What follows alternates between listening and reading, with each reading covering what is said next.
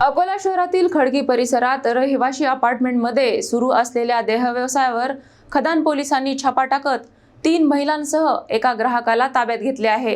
पिटा कायद्याअंतर्गत गुन्हा नोंद प्रक्रिया सुरू आहे। अकोला शहरातील खदान पोलीस स्टेशन हद्दीतील खडकी परिसरात सुरू असलेल्या कथित देहव्यवसायावर पोलिसांनी गुप्त माहितीच्या आधारे सापळा रचून कारवाई केली आहे।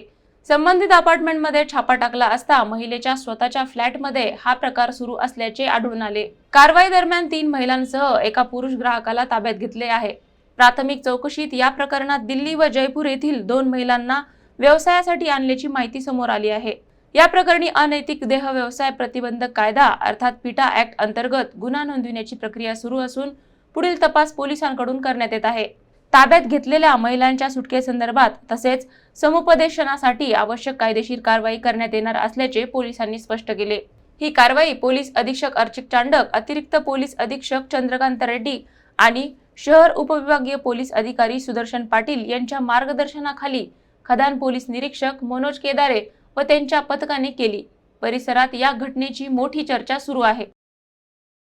पोलीस स्टेशन खदान हद्दीमध्ये आम्हाला माहिती मिळाली की एका ठिकाणी अवैध व्यवसाय सुरू आहे।